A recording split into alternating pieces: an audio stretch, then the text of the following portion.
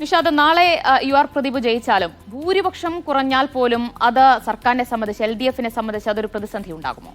സർക്കാരിനെ സംബന്ധിച്ച് ജയിക്കുക എന്നുള്ളത് അവിടുത്തെ ഒരു അനിവാര്യതയാണ് മറ്റെവിടത്തെക്കാളും. കാരണം നേരത്തെ പറഞ്ഞ പോലെ ഭരണവിരുദ്ധത എന്ന് പറയുന്ന സംഗതി പ്രവർത്തിച്ചിട്ടുണ്ടോ എന്നതിന്റെ ടെസ്റ്റ് നടക്കുന്നത് സത്യത്തിൽ ചേലക്കരയിലാണ്. അപ്പോൾ രണ്ട് കാര്യങ്ങൾ അതിനകത്തുണ്ട്, രണ്ട് ആസ്പെക്ട്സ് ഉണ്ട്. ഒന്നാമത്തേത്, കഴിഞ്ഞ ലോക്സഭാ തെരഞ്ഞെടുപ്പിൽ വലിയ പരാജയം ലെഫ്റ്റ് ഏറ്റുവാങ്ങുന്നതിന്റെ ഒരു ഘടകം, ഒന്നൊരു ദേശീയ തെരഞ്ഞെടുപ്പിൽ സ്വാഭാവികമായും കോൺഗ്രസിനും രാഹുൽ ഗാന്ധിയുടെ ടീമിനും അനുകൂലമായ വികാരം ഉണ്ടാവും. രണ്ടാമത്തേത്, ഭരണവിരുദ്ധ വികാരം വലിയ തോതിൽ അലയടിച്ചു എന്നതുകൊണ്ടാണ് ഇത്ര വലിയ തോൽവിയിലേക്ക് കഴിഞ്ഞ ലോക്സഭാ തെരഞ്ഞെടുപ്പിൽ സർക്കാർ പോയത്.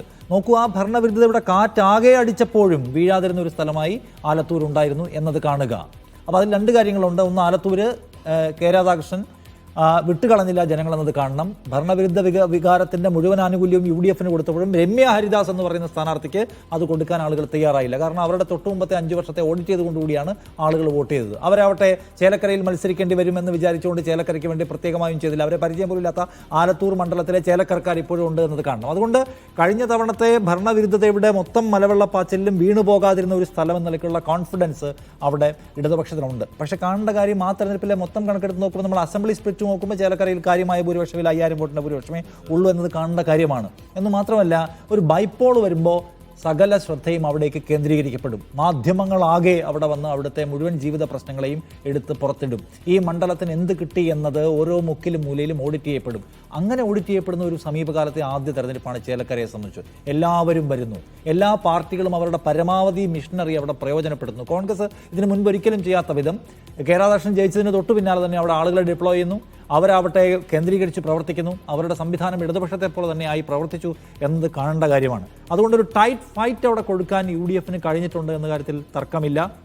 നേരത്തെ ദിവ്യ പറഞ്ഞതുപോലെ ഇനി വിജയിച്ചുവെങ്കിലും 40,000 വോട്ടിൻ്റെ പരിസരത്ത് ഭൂരിപക്ഷത്തിൽ വിജയിച്ച് നിൽക്കുന്ന ഇടതുപക്ഷത്തിൻ്റെ ചെങ്കോട്ട എന്ന് വിളിക്കാൻ കഴിയുന്ന ഒരു മണ്ഡലത്തിൽ 5000-ന് താഴേക്കോ മറ്റോ ഭൂരിപക്ഷം കൊണ്ടുവന്നാൽ പോലും സർക്കാരിനെ സംബന്ധിച്ച് അത് ഇളക്കം ഉണ്ടാക്കുന്ന ഒന്നായിരിക്കുന്ന കാര്യത്തിൽ തർക്കമില്ല. അപ്പോൾ ഭരണവിരുദ്ധത എന്ന് പറയുന്ന സംഗതിയെ ഒരു ടെസ്റ്റ് ഡോസ് ആയിട്ട് ആ മണ്ഡലത്തിലെ വോട്ട് ശതമാനവും വോട്ട് പാറ്റേണും ഒക്കെ വരാൻ വേണ്ടി പോവുകയാണെന്ന കാര്യത്തിൽ തർക്കമില്ല. തോറ്റുപോയാൽ ഈ സർക്കാരിനോടും ഈ മുന്നണിയോടുള്ള ജനങ്ങളുടെ വിധിയെഴുത്ത് എന്ന് ഉറപ്പായിട്ടും വിളിക്കാൻ കഴിയുന്നതായിരിക്കും. അത് ജയിച്ചാൽ തന്നെ ഒരു നാരോ എഡ്ജിലാണ് വിജയിക്കാൻ പോകുന്നതെങ്കിൽ പോലും ഒരുപാട് ചോദ്യങ്ങൾക്കുള്ള ഉത്തരം ലെഫ്റ്റ് പറയേണ്ടി വരുന്നതായിരിക്കും നാളെ ചേലക്കരയിലെ റിസൾട്ട് എന്ന കാര്യത്തിൽ തർക്കമില്ല. ഒരു കാര്യം നിഷാദ് ഞാൻ പറയാം, ഇപ്പോൾ ഇതേ സന്ദർഭത്തിൽ ഇപ്പോൾ ഈ 5000 വോട്ടിന്റെ കാര്യം പറഞ്ഞല്ലോ, ലോക്സഭാ തെരഞ്ഞെടുപ്പിലാണ് കെ രാധാകൃഷ്ണൻ 5000 വോട്ടിന്റെ ഭൂരിപക്ഷം അവിടെ ആ മണ്ഡലത്തിൽ കിട്ടുന്നത്.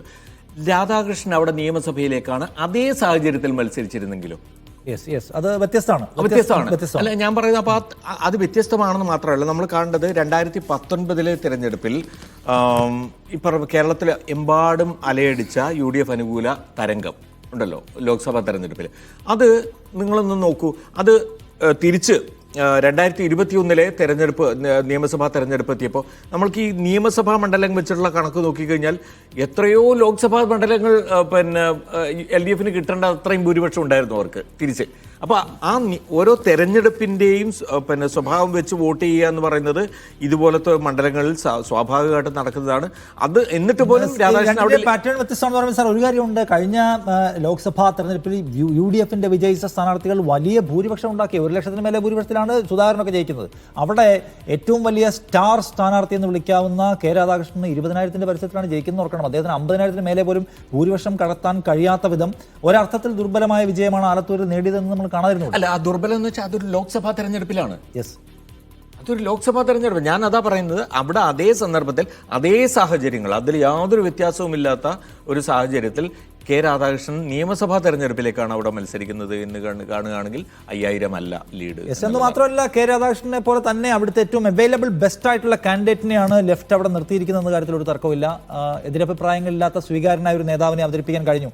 അത് ഒരുപക്ഷെ അവരുടെ വിജയത്തിന് നിർണായകമായ ഒരു ഫാക്ടർ ആവും. വിജയിക്കുന്നെങ്കിൽ കൂടി കാണുന്ന ആളാണ് ഞാൻ. ദിവ്യ.